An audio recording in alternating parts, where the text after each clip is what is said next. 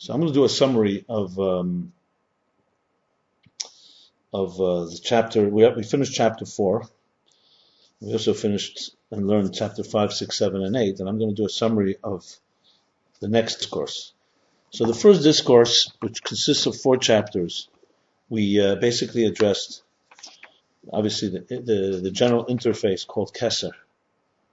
And it's in all its interpretations that discusses the will power, which is the bridge between an entity that wants something else. So the bridge is that it wants it.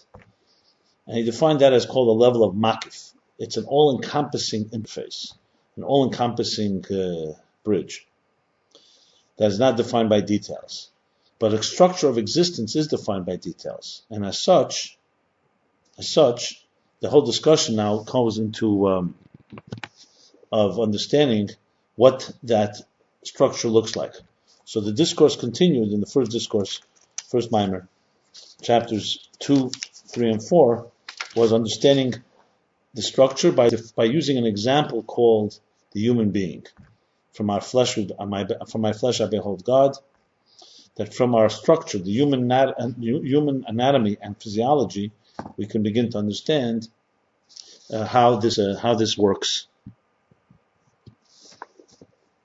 And essentially, it's about how containers and energy introduces the concept of containers and energy, which is the concept of containers being the defined, let's say, organs, and the energy being the faculties, and how they are tailored to each other, and how they each work with each other and are necessary in one symbiotic flow, seamless flow, to create that functionality, and that they're actually made in a way, each one fits perfectly to the other. So you have a complete hand inside of a glove, energy inside of a container in each of these faculties. And then, of course, he concluded with how it's connected to Torah and mitzvahs, with Torah being how it breaks down into details, and mitzvahs is how the will, how we should not measure the difference of mitzvahs because they all are equalized by one will, the will of God, which is Keser, of course, will. Now he's going to go into discourse 2 is taking now the mashal is moving to the nimshal, which means from the example he's using it now. What is this an example for? And the example for is to understand the way it is above. So this discourse chapters now 5, 6, 7, and 8 are understanding how all this is in the spiritual realm. And of course this is built on the principle, as he begins to explain, in the second discourse. I'm reviewing now chapter 5, beginning page 8, discourse number 2, Eita Er Kesama.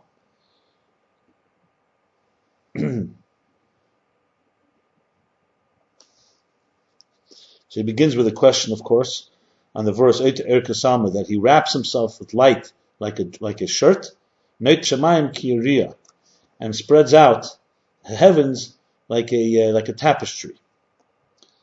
He says, well, we have to understand the connection between Eita Er and Neit Shamayim.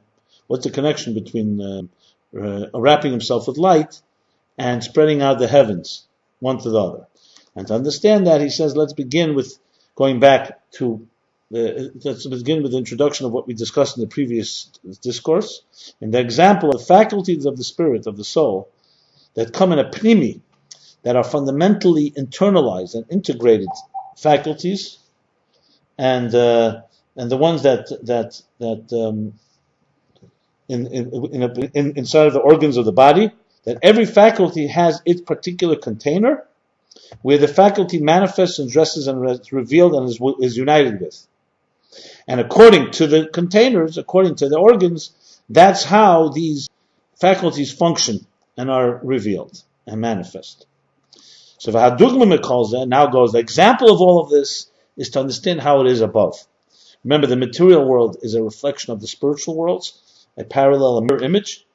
And he begins by understanding that the human physiology, the structure of the human being, is a model for the structure of the divine human structure.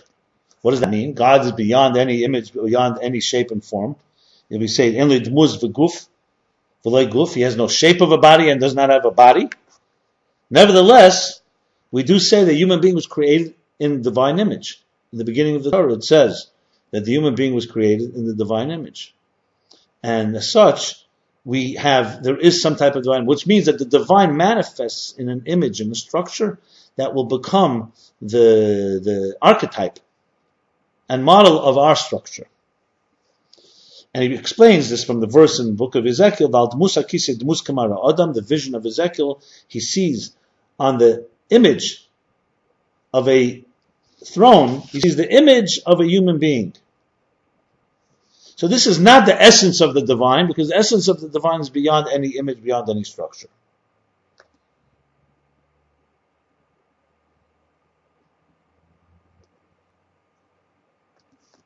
And he says that's the difference between the two things. When you say Enli Guf, Enli Dmusaguf doesn't have the shape of a body, it does not have a body. So he explains the difference between the two, that when he says it doesn't have a shape of a body, he's talking from primarily the divine energy above Atzilus, above the world of Atzilus. Shalah asked the question, since he doesn't have the shape of a body, he for sure doesn't have a body. If he doesn't have the image of a body, he definitely doesn't have a body. So why does he add also doesn't have a body? And in another place it's explained that the reason for that is that the image of a body is the lower world called Biyah, Bri Yitzirasiya. That's where the divine takes on the shape of a body. And the guf, the body itself, is Atzilus. Like it says, Kama gufim t'kinislam, because the body refers to the essence, and this is and Biyah is already a reflection of that body. So what we have is essentially two levels, and it's sometimes explained both ways. Sometimes it's explained that the body is a lower level and the image of a body is a higher level, and sometimes the other way around. But bottom line is that the divine essence does not have the shape of any body. But as the divine manifests in Atzilus, we can call it Eldam Ha'elyon, the supernal man.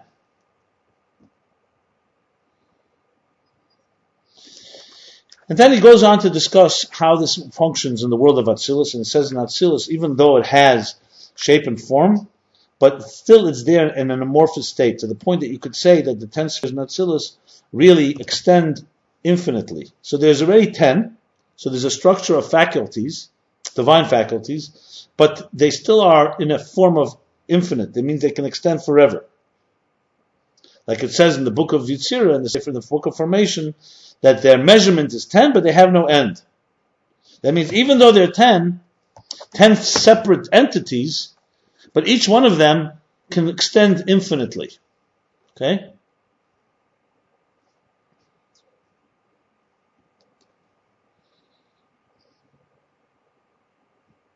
But nevertheless, it's already a form of a structure. There's chesed on the right, there's gvura on the left, there's chachma, wisdom in the mind, and therefore it's already in a form of a energy inside of a container. And as we discussed, energy inside of a container is grasped by the container. There's a certain relationship because it's already a structure. So as soon as you have structure, you immediately have definition and defined parameters, and defined parameters means energies and containers, or oir keli. Every energy has this particular container. So everything we discussed in chapters 2, 3, and 4 are now going to be applied how it is in the supernal human man. So whatever is in the human being, the physical human being, as it is down on earth, is now a reflection of how it is in the divine, so-called human structure. Not human, but divine structure that will become the human being. So every energy, even though in Atzilus it's all in an amorphous state, like still an infinite state, but there's already a structure. So there's a container of wisdom, which is a container to the energy of wisdom. The container of bina, of understanding, which is a container to the energy of understanding. And the same thing with the emotions. Each one of the emotions, chesed, love, has its container. Gvura, discipline, has its container. As we know, that the containers have different levels, like as is explained in Eitz Chaim. That chayu, when it says chayu, it means the mind. The gamui are the emotions. In Ageres HaKodesh in Tanya, he says these two levels that it says in the Zohar, that I am one with my life force, one with my, you could say, skeleton, gamui is bones. So there's a question, what do these two levels mean? So sometimes in Eitz Chaim he says, Eitz Chaim is the book of the Arizal, says that the chayu, life force, is mind, gamui is emotions. In Tanya he says, in Ageres HaKodesh he says chayu is energy and gamui are containers.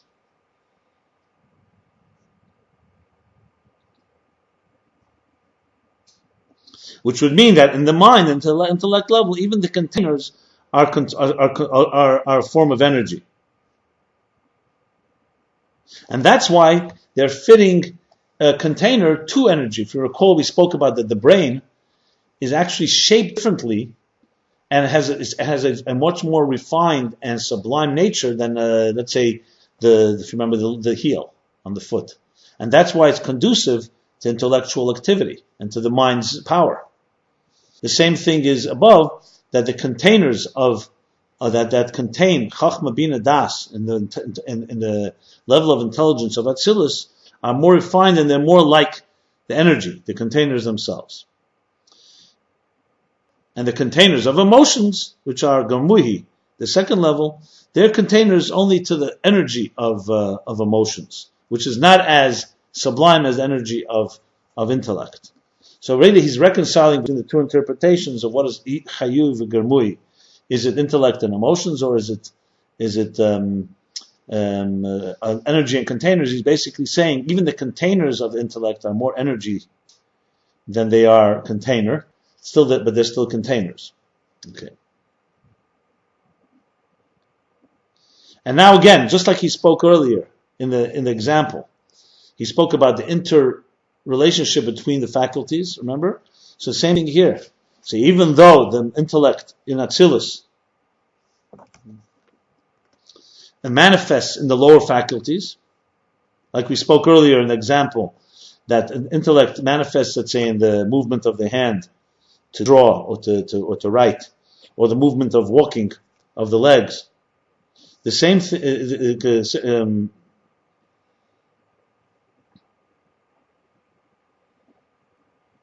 thing in our emotions.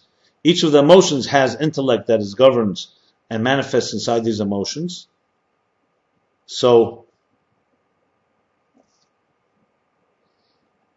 and that's why you have the different three sections of the arm, the Chabad Chagas Ni. So every arm has in it, and each emotion has in it, and each section of each faculty has in it of all the other faculties.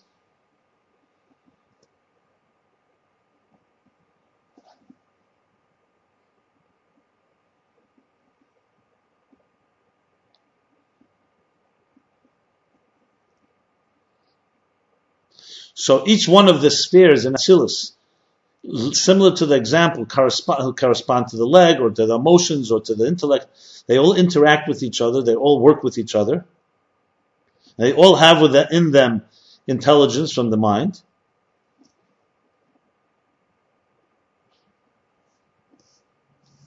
Nevertheless, as we discussed earlier, all this is a reflection of the intellect. The actual mind, it rests in the brain. The same thing in Atzilus. This power of divine intellect rests in the containers of Chachma, Bina, and Das. And only a reflection of it, a diminished reflection, it manifests itself in the other containers. So he's basically comparing again the example to what it's an example for, that you see the same type of idea. So bottom line is, every energy has its particular container, even though those energies are interconnected and interactive with each other. Only a reflection of it, like we said in the arm. When you write, yes, part of the intelligence goes there, but it's not the intelligence of how it's working in the brain itself. The intelligence in walking or dancing or using the other faculties has intelligence, but it's minimal compared to and diminished compared to the way it is inside the brain itself. Okay.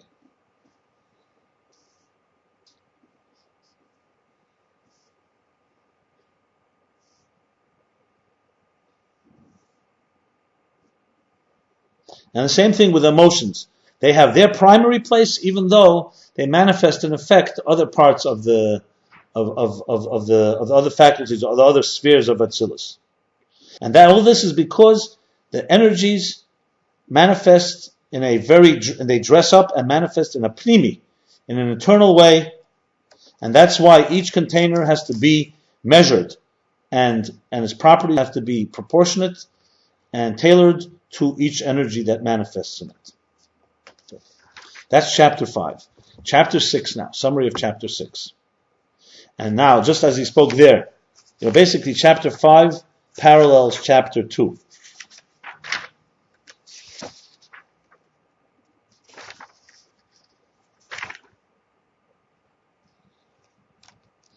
Now at chapter 2 and 3 perhaps.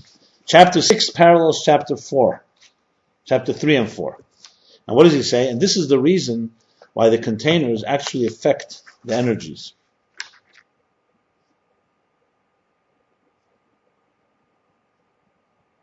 Sorry, chapter 6 is actually a reflection of chapter 3. Chapter 5 is a reflection of chapter 2. She says, and this is why the containers in Atzilus have an impact on the energies, that they should be tailored, they should fit the personality, the qualities of the containers. Like, for example, like when we speak about how the process of creation itself. So the way expression goes, it says that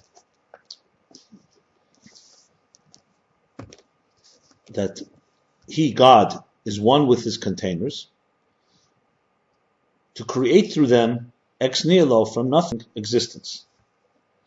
So the creation itself comes through the energy, like it says in Ageres HaKodesh Tanya, because he's one with his energy, and energy is a reflection. You just said he's one with his containers. It's both. Remember, I said earlier, he's one with his energy, he's one with his containers.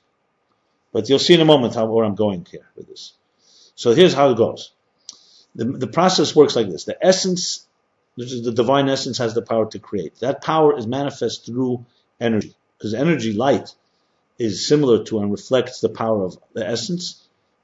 He's the only one that can create something from nothing. As he says in Tanya, because to create something from nothing, you require something that is beyond something and beyond nothing. In order to create something that feels that it has no beginning and no source, is created by something that has no source, which is the essence. But that process of creation carries through the energy, just like sunlight. The light of the sun carries the sun to us, carries the power of the sun to us. The same is here. The light, the energy, carries that power. But the energy itself cannot create a thing of substance, because energy is not substance.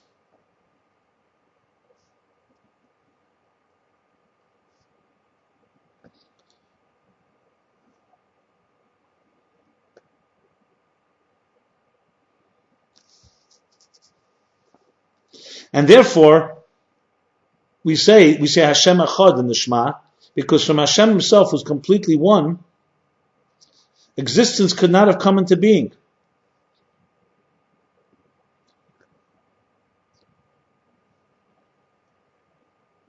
And from that perspective, even after existence exists, it's still completely nullified, just as it was before it existed. So how does existence come into being? So here come the containers. Think of it like this: an artist. An artist, for him to create art, he has to obviously have the power. So art cannot be created by brush and paint on its own, correct? You need an artist. But can an artist do it without a paintbrush? Can he do it without a palette, without paint? So the artist is essentially the one that does it. The power of the artist is his energy, the artistic energy. But the artistic energy needs instruments. These are the containers through which to express his art. You got that? So the process has three elements here: the artist, the energy of the artist that carries the artist's talent, and the instruments that actually do the job. Okay?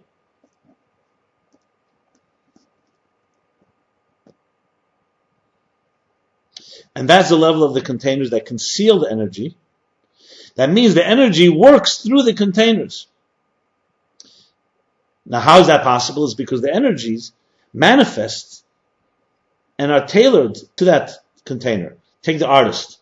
The brush has to be a fitting container, and the strength and the energy and power of the artist to draw has to work through that brush. If it overwhelmed the brush, so to speak, it wouldn't be able to it wouldn't be able to draw anything. So even though the power of art is coming from the artist, but it's being produced according to the measurements and according to the parameters of the instruments. However, even though it's manifesting through containers, we have to remember that they're revealed through the containers. They're not concealed. They're concealed to some extent, but the energy, because if it was so concealed, you wouldn't have art being expressed through the instruments. So you have to have here a perfect balance. The perfect balance you need to have a limitation. Think of it this way, okay? If the artist would just allow his energy just to flow, it would not even get onto any canvas. To get onto the canvas, you need the flow to go through his arms, to his fingers, the paintbrush, and put it onto the painting. If, however, the paintbrush will completely conceal the energy, you also won't have anything on canvas. So you need to have a perfect balance of what let's call it diminishment and expression. It's similar to a teacher teaching an idea to a student. If he says nothing, the student gets nothing. If he says too much, it's overwhelming. So what has to happen is the teacher has to somewhat condense the ideas and let it flow through the instruments. So what you have here is what you need here is a perfect balance between container and energy. Sometimes you find brilliant teachers who are excellent, they're brilliant, but they just don't know how to express it well, or they express it too quickly. The containers are compromised. Some teachers dress it up in so many containers that you lose the idea. Follow? So therefore you need to have this balance, and that's how the energy and the containers work hand in hand, which is of course what we discussed in the previous discourse in the analogy within the human being. Chapters, as I said, chapter 3.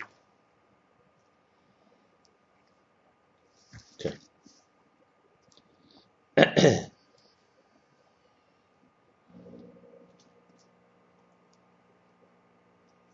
And the reason for this is because the instruments here, the containers, are subjugated.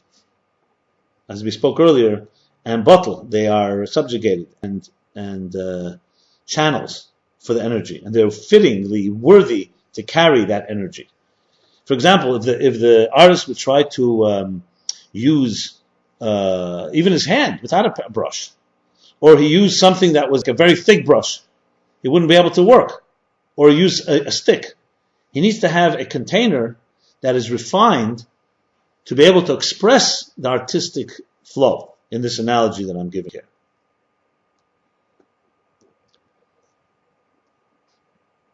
Okay, so we have the container subjugated to the energy. We have the energy that's fitting and radiating through the instruments, through the containers, and they control it. Who's controlling whom? So though the containers are refined and fitting to receive, but the governing force, of course, is the hands and the intelligence and the skills of the artist. And this is the meaning that wisdom of Atzilus is the one that affects and controls and governs the revelation in the worlds of Bri, Yitzir, Asiyah. Say that again. That the wisdom of Atzilus, as the wisdom of the artist, is the one that governs and controls how the revelation comes into the lower worlds of Bri, Yitzir, Asiyah. And he brings the verse, HaChachma Toaz L'Chachim Yesem Asar Shlitim, that wisdom supports and gives strength to the wise person more than 10 governors that are in the city. So you could have 10 ministers, 10 administrators, but his wisdom is the key power. He says this wisdom means the 10 spheres, the 10 governors, or the 10 administrators, the 10 ministers, are the 10 spheres of Atzilus, and they govern and affect how the creation takes place, because they, as I said, the containers, they they conceal and they reveal, they conceal and in a diminished way the energy to be able to create, like the paintbrush, like the instruments of the artist. But nevertheless, who's running the show is the wisdom of the leader. In other words, to run a city, to govern a city, or to govern any given situation, you need a top leader. But in order to do it properly, he needs to have deputies. He needs to have assistants, because each of them deals with the details of the particular governance. One leader himself couldn't do it. He needs to delegate. But who's running the show? Are the delegators or is it the leader? So we have this problem all the time. You have people who lead and don't know how to delegate. That would be the equivalent that I said before, the artist that just lets it flow and doesn't, or the teacher lets it flow and doesn't really use the containers properly, overwhelms them, okay? Or you have the opposite extreme, that he delegates too much, and you lose sight of who's running the show, and then the containers become dominant. So you need to have the perfect balance, and the governance is ultimately the leader. And those ministers and administrators and assistants are subjugated to that leader. The containers are subjugated to the leader. And this is how the function of Atzilus as an interface works. The interface works like this. In order to reveal the divine energy in existence, which is the purpose of the whole Atzilus, there should be a divine revelation. Really two purposes, as he discusses. One purpose of this interface is that the creation of the world of Biyah, to create it. But the purpose of Atzilus, the Tachlis HaKavona Pnimis Atzilus, the inner and ultimate purpose of Atzilus is there should be a revelation in the creation. So think of it like this. God creates a bridge uses a bridge to create. Like we said, the bridge is that the divine essence is beyond all the spheres. The bridge is that the divine essence manifests in a structure. That structure becomes an interface. But it also becomes the stepping stones, how we retrace our steps, and it also becomes the stepping stone that reveals the divine into existence. If the divine was revealed without Atzilus, on our terms at least, God can do anything he wishes, but on our terms, it would be the equivalent of the teacher just letting his brilliance flow without any containers, without energy and containers that carry that message and are tailored to the recipients. Without Atzilus, we would never know of the whole divine infinite light, and there'd be no understanding and comprehension of God by the creatures. And there would be no revelation of the divine faculties, like the idea of the awakening and the arousal of love or awe of God. And Atzilus is the one that brings that revelation into existence. And the root of that all comes from Chachma, from wisdom. In Atzilus itself, who's running the show, as I said? Chachma Toys, like he said right before, that the wisdom is the one that's running it. It's running it through the deputies and through the assistants and through all the different administrators. But who's running it? It's a Chachma, the wisdom, because Chachma is the ultimate container for the divine energy, and it carries it down into existence. Havaya Kanoni Reishis Darke, the beginning of the Gilead Kav, the Kav that carries the infinite divine light from before the Tzimtzum, the first revelation, manifestation of it is in wisdom. And this is in general what the idea of manifesting, we're talking manifesting an internal form into the structure of existence. And the beginning of this revelation is in the level of Chachma, of wisdom.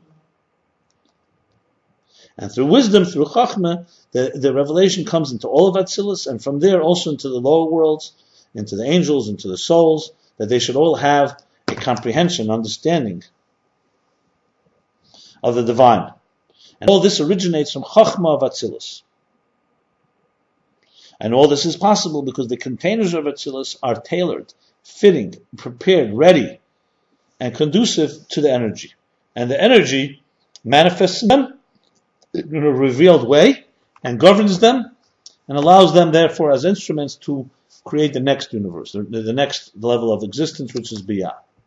That's chapter 6. A summary of chapter 7 now.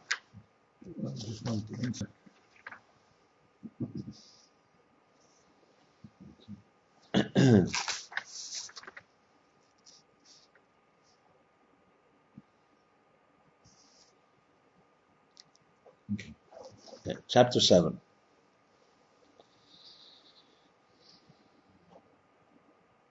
Chapter 7 now reflects, as I said, chapter 5 in the Minstrel, in the idea itself, is reflective of chapter 2.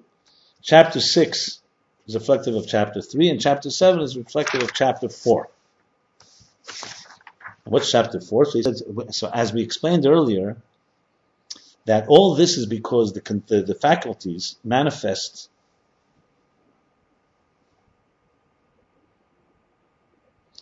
even though the organs are incomparable and not relative to those faculties, but because those faculties are fundamentally pnimium, and we discussed they're fundamentally pnimium, they're inherently internal forces,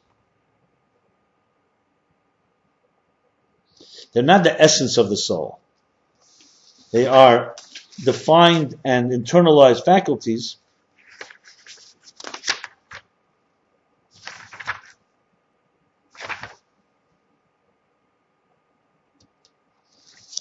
actually chapter 3 is where he said this before, okay?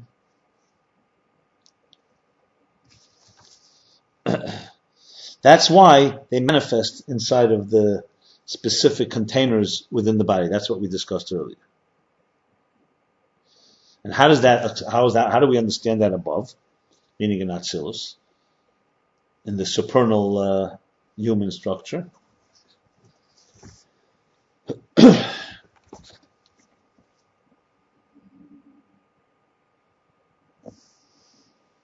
So to explain this, he goes into a discussion that Atzilus essentially is not a new entity, but a revelation of the divine essence. Because the word Atzilus, let's discuss Atzilus, its nature, comes from the word Vatzalti min haruach. He imparted. It's not Bria. When you say the word of Bria, you mean a creation, something that did not exist before, in any shape or form. It's a new creation. When you say Atzilus, Atzilus on the other hand,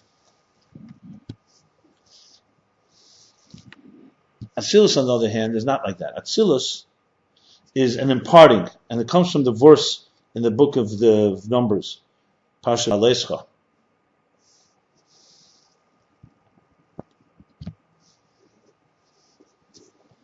In Pasha Alescha, it comes from the verse where it says that he imparted from Moses' spirit to the others, to the Skenim. So Afrashas Ha'er, it's not a new thing. He imparted from Moses' spirit into the spirit of the Skenim, of the sages of the time.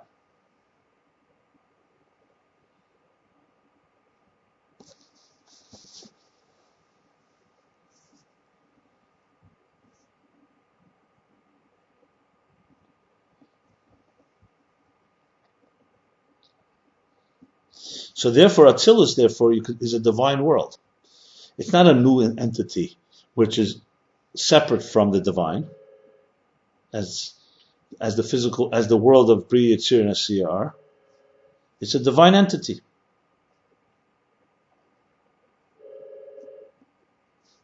It's not the essence, as we said earlier. It's already how it manifests in a structure, but not in a new way. It's not a new thing.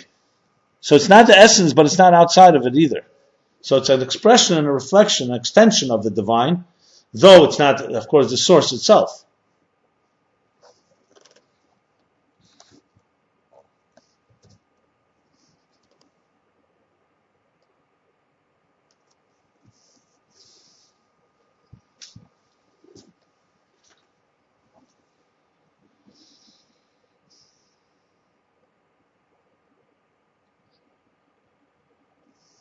And yet, on the other hand, Atzilus is also infinitely distant from the source.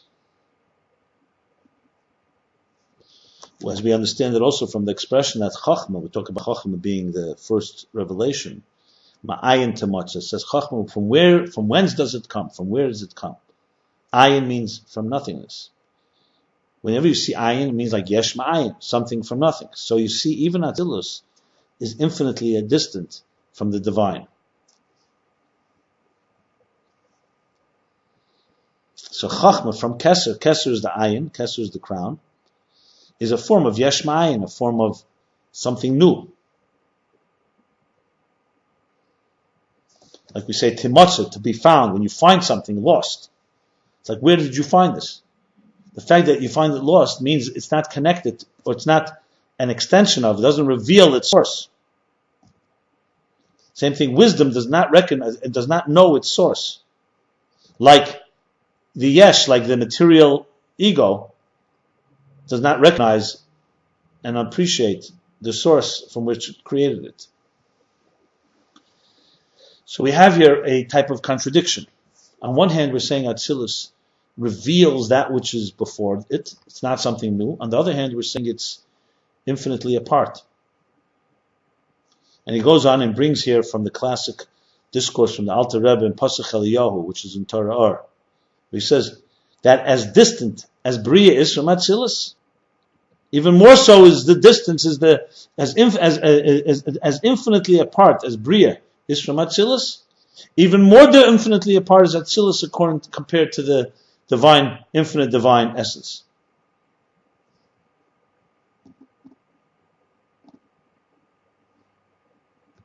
And this is how we say in the prayer. We say that En arech lecha be'elam hazeh.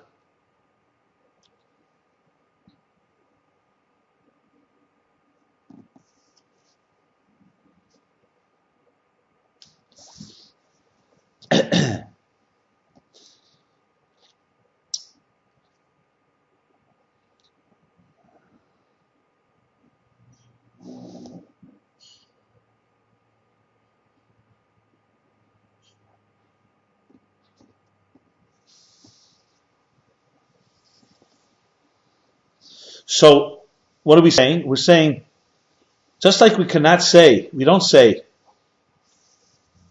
we human beings on this earth don't say that just as we are nothing compared to the higher worlds, which is more spiritual than us, that's Atzilus. And he's saying Atzilus is called Elyon, meaning higher, Eibishter. That the Alter Rebbe would call Atzilus Elyon.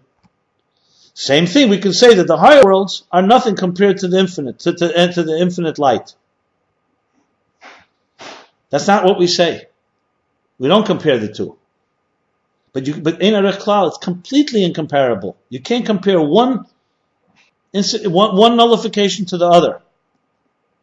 You can't compare how infinitely distant Atzilus is compared to its infinite source to the way we are nullified and infinitely apart from Atzilus.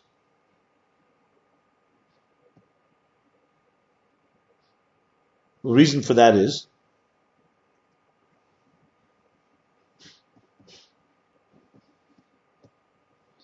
because everything compared to the source, even the highest levels, is infinitely apart because it's created by and ultimately brought into being by the source.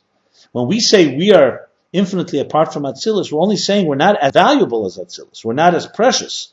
We're not as elevated. But it's also a world. It's one world to another.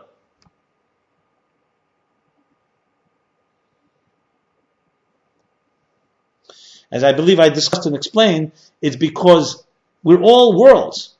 So though there's a distance, because that's so much a spiritual world and it's a divine world and we're a regular world, but both of us are still in the realm of existence. But only very infinitely apart. But they're both creatures and they're both recipients.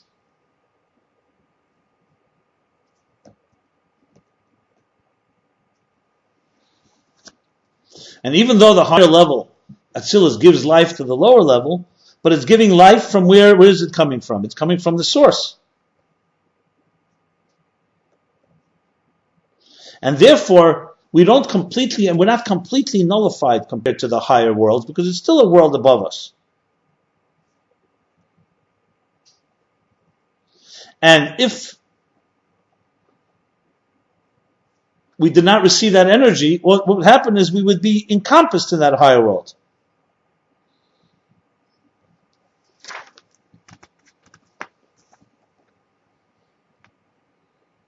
So it's not a complete nullification.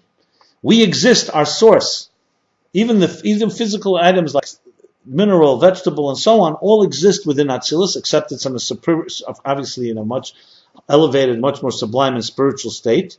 We have the 10 spheres, so we can't say we completely would not exist. We would only be elevated to a much higher level.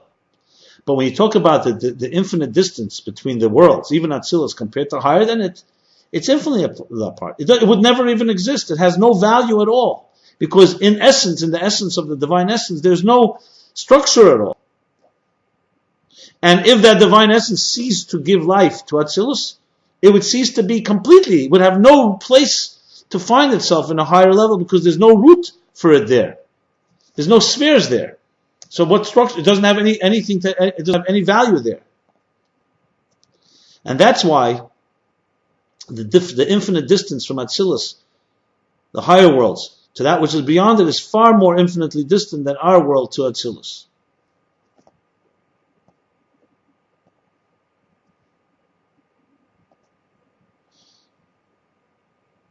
When you say something is relative, you say, for example, in the finite set of numbers, you say 1 in 1,000. So yes, 1,000 is far more than 1, but you can't say they're infinitely apart. It's only saying 1 is much less than 1,000. In spirituality, the same idea. When you say something is a cause and effect, so cause is far greater and superior to the effect, and the effect is just a piece of the cause.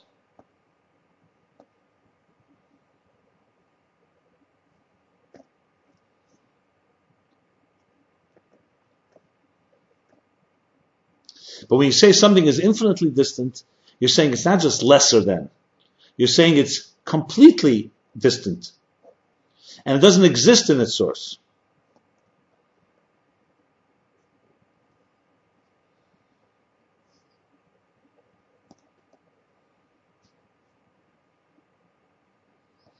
And that's why in this world where we recognize that reality, where we recognize how the material existence, its inferiority is so infinitely distant, it teaches us that all the worlds and everything is infinitely distant from the source. So we have here in this chapter 7, this contradiction, so to speak. On one hand, and all this is coming to explain Atzilus, he still hasn't reconciled it. We're going to do this now. He's going to explain this in chapter 8. So the summary of chapter 7 is, on one hand, Atzilus is a revelation of the divine, imparting of. On the other hand, it is infinitely distant from the divine source, even more so than we are distant from Atzilus.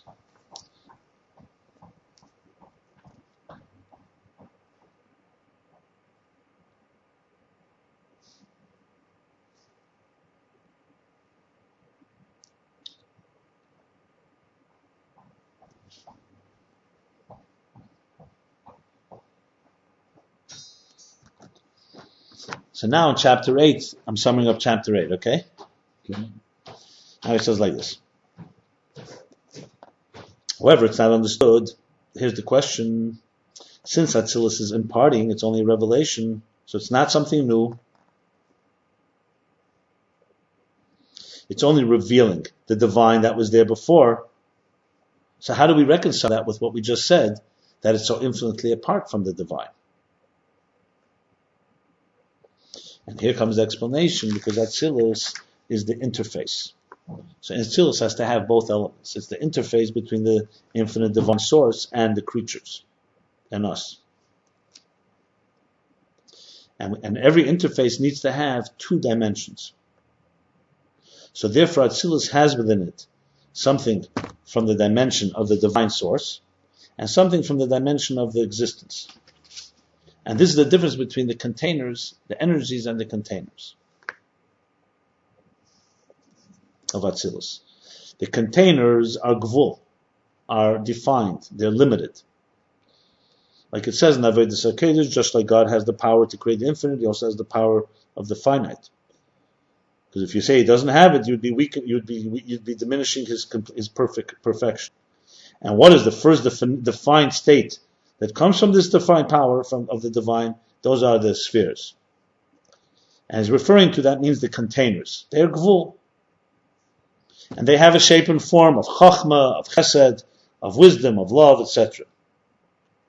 Because the main primary definition and parameters of the spheres is in the containers.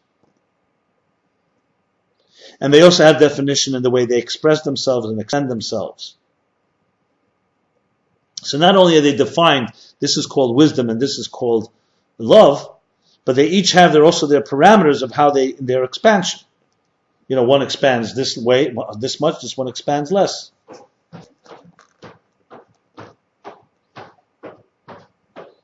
He says, Yeshlemer, one can say that this definition, these parameters, is the way it manifests in the world of Bria, Tzir, Asir, Biyah. That in this Bria, in the world of Bria, they come in this particular number. But in Atzilus, you could say they don't yet have that definition. Like it explains elsewhere, that the general gvul, the general definitions of containers, is that there should not be an expression outside of itself. But within itself, it's not that limited.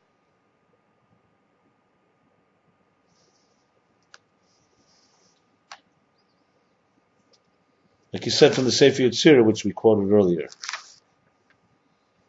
that they are measured by 10, but they have no end. They have no end. And it's explained that this is also on the level of the containers of Atzilus, because the way they are in Atzilus, they still are unlimited. Think of it like a potential state. Later he'll explain that this is like, think of it this way, okay? And let's say the artist is able to draw. So in his hand, he can actually draw potentially an infinite amount of different shapes and letters and so on.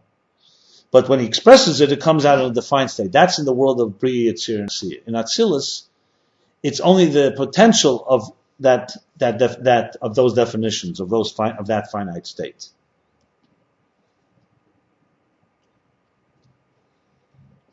That's the containers. But the energies of Atzilus don't have quite the same parameters, because they are a reflection of the divine source. Remember, we said it's an interface, so it has to have both elements.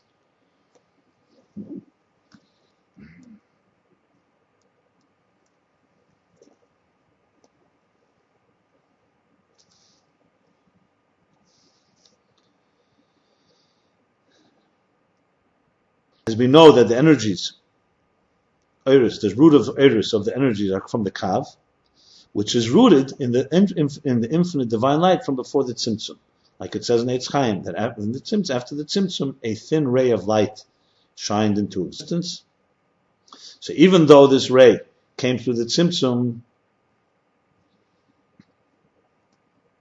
and everything, both the containers and even the energy also came through this Tzimtzum, through concealment,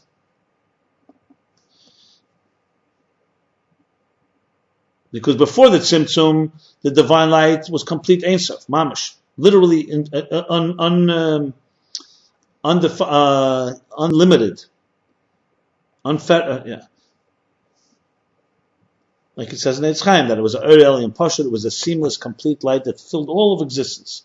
And there was no top and no bottom, no head, no bottom, and no top and no head, no legs, no bottom, no top.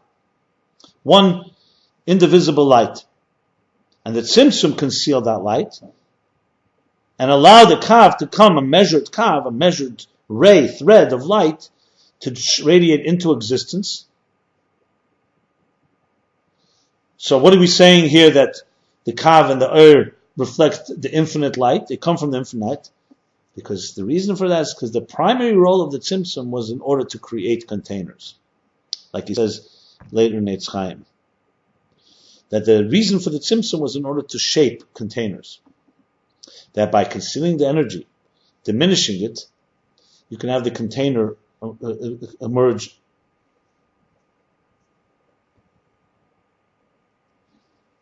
to be created and to be revealed. Because the containers are, as we said, have parameters. They're Metzias Dover, they have a shape and form. And the divine light that now is not concealed, that shape and form could never emerge. And even after the tzimtzum, in the world of Ak, you don't yet have containers, because the energy is still so intense there. Because the essence of the divine light is still radiating there with full intensity. And it doesn't allow for the containers to really begin to emerge. And even in the next world of Akudim, we have 10 energies in one container. It's only one container. So how much more so the energy before the tzimtzum, where there's completely no room for any containers, no possibility for containers. In Ak, there's a possibility. It's just not actual yet because the energy is starting to diminish. So it's the tzimtzum, the concealment, that conceals the energy that allows the containers to emerge. And the beginning of that emergence of those containers is from the actual tzimtzum, like it says in Eitz Chaim, that in a tzimtzum legala shorish hadin. The tzimtzum, the purpose of the tzimtzum was to reveal the root of discipline, or the root of judgment, which is really concealment. And he says there in the Hagah, in the footnote, in there in Eitz Chaim, that the root of din, that's the space, which is similar to containers.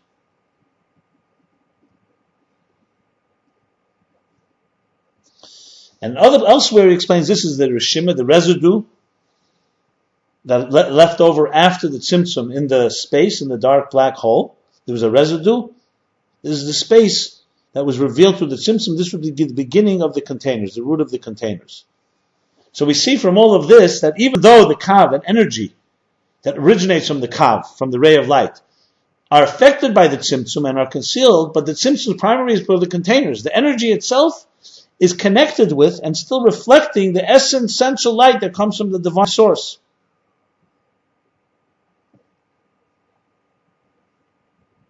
And the energy is not rooted in the tzimtzum. The containers are created through the tzimtzum and rooted in it. The energy, it cannot be rooted in the tzimtzum, because the tzimtzum is a concealment. How could revelation be rooted in concealment? How could something that conceals reveal? So where does the revelation come from? It comes from the energy from before the tzimtzum, from the essential divine light, infinite light before the tzimtzum.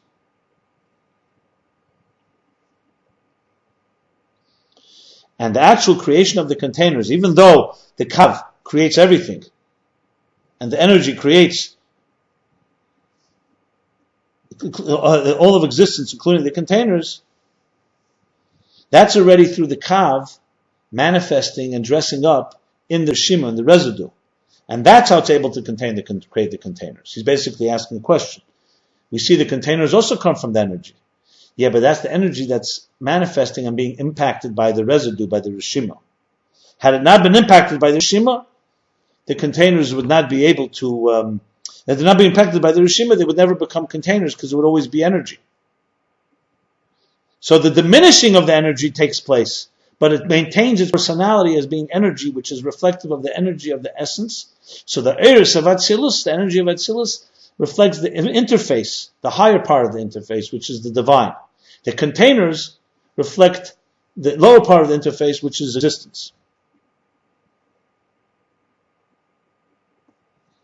And this is what it says, that Mesavas air, from the thickening, from the thick particles, from the thicker parts of the energy, the container is made. What is this thicker part? He says that's the Hagbal of Ametsias Sheba'er. This is the definition and the limitations and the particles within the energy that comes from somewhere else. Because energy on its own is seamless. Energy on its own does not have particles. What is that? Where is it coming from, these particles? It's coming from the reshima, the residue.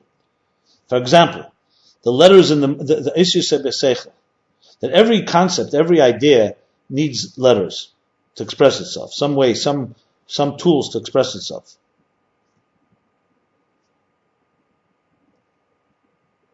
So even before it's expressed, it still has those letters. And later they will express themselves in actual defined terms and words and phrases and so on. But you can't say that intelligence itself, the energy of intelligence, is you can't say that the letters are part of the energy of intelligence itself. Because then you'd have to say that every idea would have to be expressed in a particular type of words. And you could see that's not that way. That you can express the same idea in different words. So you have to say that the words are necessary for expression, but they don't come rooted in the energy of intelligence itself. They only manifest through the intelligence. The same thing, the thickness, the particles and the energy come from the reshima, from the residue. That's how those containers are originating from. So energy itself is really antithetical to containers. And containers are antithetical to energy. And the real root of the containers is in the residue, but it's how does the process work? How do they actually manifest? How do they emerge? That's emerged through the gili, through revelation of the kav. So in other words, it's like containers that are concealed, and the kav, the energy reveals them. But it reveals them, it doesn't create them.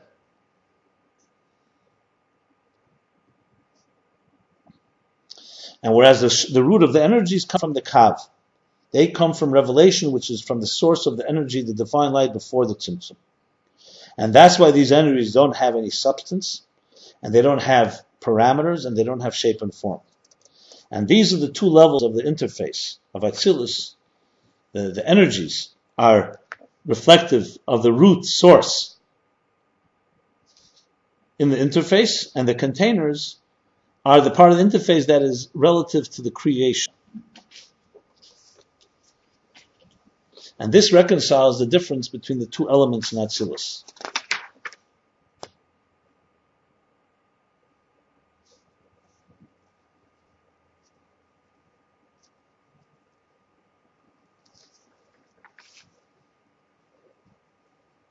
He said that Atzilus has two parts. Two elements. One part is it reveals the divine. So that's the energy reveals the divine. But the other part, we said that Atzilus is more distant from the divine than we are from Atzilus. And that's the containers of Atzilus.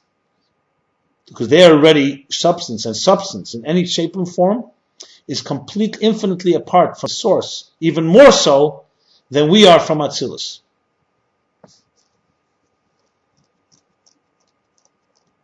So that reconciles it. Atzilus has both elements in its interface.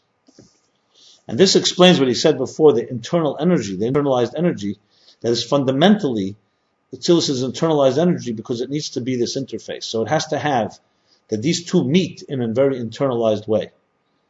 That they actually meet. So the place that the divine essence, which is the root of the energies, meets the containers, which is the interface from the part of the creation. And then he concludes chapter 8 by saying, now it's known that Torah is the interface between the divine light, infinite divine light, and the worlds. Like it says that God looked into the Torah and created the world. He used it as his instruments. Like I said, the artist used it as his brush, as his palette, as these are God's instruments. And the Torah says, I was God's instrument, because everything how the material existence is maintained, that is created and maintains itself from nothing to something, is through the Torah, from Vasiyah. That everything written in the Torah is what gives life to the actual object that it writes about. Some of them are written openly, some of them are written more in an allegorical an analogy. And that's what it means that Dibru Chacham B'Heva, that the sages spoke in the present. Hainu Be'Savas, they spoke not just they spoke about the present, they were speaking about things that create the present, that create B'Heva, Dibru Chacham, they speak about the creation, because the Torah speaks about things it speaks about is what actually creates those things in existence. And each world there's a dimension of Torah in each world, and that dimension is what creates the interface between the divine energy and that particular world. But there's a distinction, that the interface of the Torah is not like the interface of the worlds.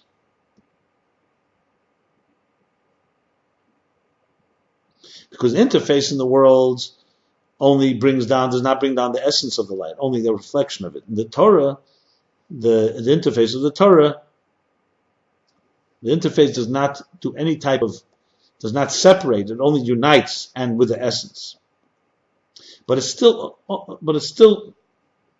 happens through an interface, and this interface consists of two levels, and that's the primis of Torah and the chetzenis of Torah. Torah has two dimensions, the inner Torah and the outer Torah. The outer Torah comes in a more defined shape, and that's why you find elu treifas, elu kashrus. These are the things that are not kosher, these are the things that are kosher. That everything has its measurement, everything has its parameters. Because that part of the interface is connected to the world, which are defined in the structure. And the primis of Torah, inner dimension of Torah, does not have any measurement and limits. Like it says, everything has secrets, everything has an edge, everything has a parameter, except the Torah that does not have any parameter. I'm talking primarily about the inner Torah, because that's the part of the Torah that's reflected of the infinite divine light that is unlimited. And then he concludes in this chapter 8, this is the second discourse, he concludes and says, V'zeu ma shekosav, I'm going to read it inside. This is what it says, Eita Erika Salma, that he wraps himself with light, like a shirt. Tashen Beis Madrega Seir. This light that he's talking about, that he manifests like a shirt, are two levels in this light. One is the primis, the inner light. That's the divine, infinite divine light in the Torah that we said was the inner Torah. The Salmo chetzenis Torah, and the shirt is referring to the outer part of the Torah. That's like a garment that conceals the infinite light, in order for the worlds to be able to receive and contain that light. Like he says, like he says in Tanya, chapter 52, and this is the language he cites it. But the Shekhinah itself, the divine presence itself, the worlds are unable to tolerate and contain and receive without some garment that conceals and hides that energy. And what is that garment? What is the garment? What garment can conceal and manifest that divine energy and will not be annihilated by not be annihilated by its energy? That is God's will and wisdom. That's God's will and wisdom that manifests in the Torah and its mitzvahs, which are revealed to us and our children. That's what it says in Tanya. So Torah ends up being the interface, because it is able to speak the language of the divine, but speak also in our language. So it serves like an interface that's able to translate the divine, which we would be completely annihilated in His presence, speak to us in our terms. And that's the two dimensions in Torah. The inner Torah speaks more of the language of the divine. The outer Torah speaks more in the language of the human, of the creation. So we see here that even in the garment of the Torah, meaning even in the outer level of the interface, you also have the essence. But it's only but at least, but it's in some way, it's in a concealed garment that does not radiate fully in its full glory. And in the future, meaning in times of Mashiach, Messianic times, we'll have the revelation of the essence of the divine, infinite divine light, through the inner dimension of Torah. Like he says in Tanya chapter 36, and this is why God gave the Torah to Israel. Because Torah is called power, force, strength. What kind of strength? To give them the strength, for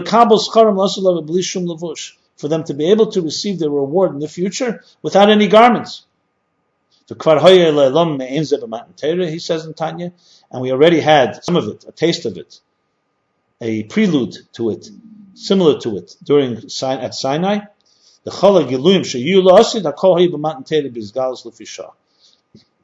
the revelations that will be in the future were all there at Mount Torah at Sinai in a revealed way for a while, the Fisha, meaning temporarily. So temporarily we had a prelude, an appetizer of what is going to come. That's why in every word that was uttered of the Ten Commandments, their souls expired, fluttered away. And he returned them with the dew of resurrection. That's the dew of Torah, like dew, D-W, that nurtures and nourishes. That's called the power that Torah gives us to contain that infinite light. And this is the meaning that he wraps himself in light like a shirt. These are the two levels of the interface of Torah, the Torah. Through this, you can have the unity, the fusion of the infinite divine light and the worlds. This is also the connection between the two parts of the verse, like he asked in the beginning, of that he spreads the heavens. What's the connection of Mashakosaveit to air that he wraps himself in light?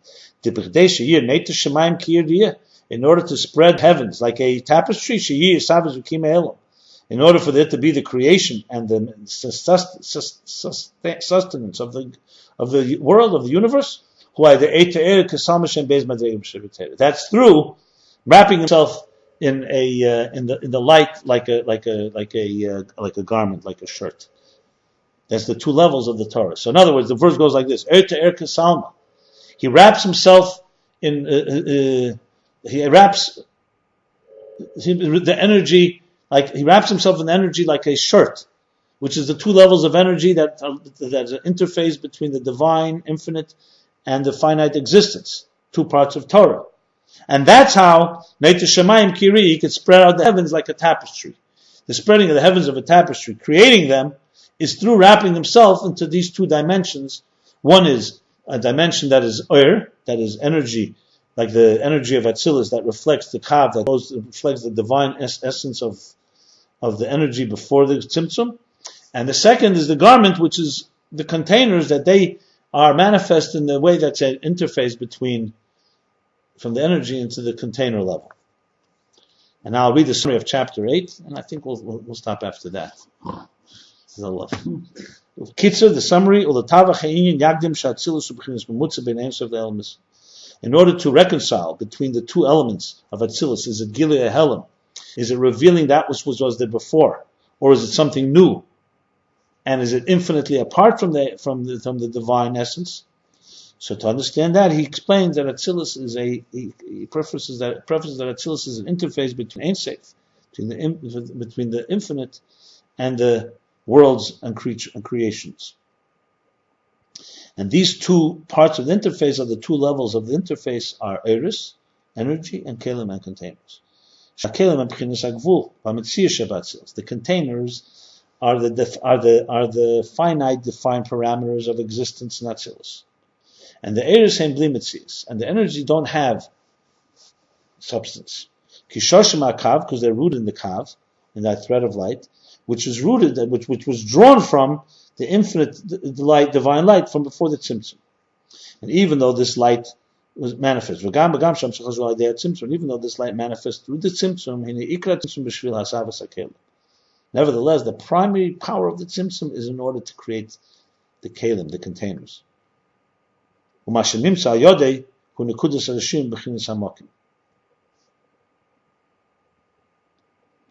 that's the residue, the point of residue, which is the space inside of the tzimtzum after the light was diminished or concealed, and that becomes.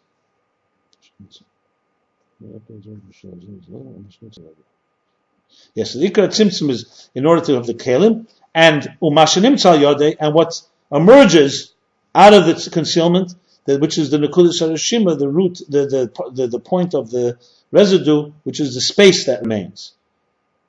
And this is the shorish hakelim, this is the root of the containers, this sushima. But the way it actually, in the process, how it's actualized, that the containers come through the energy. Like the wisdom comes through the letters. The letters come from the wisdom, but they're not originating in the wisdom, they're a different entity.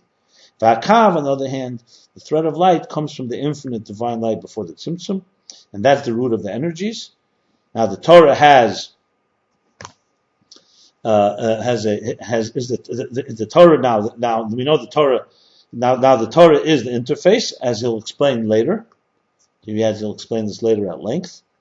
And with this he explains the verse that he wraps himself with light like a shirt, That's the two levels of the interface of the Torah. And this concludes chapter 8, discourse 2. So I gave you a summary now of the entire discourse. I know it's a lot to chew over, but we did it. And then we can move to chapter 9. Chapter 9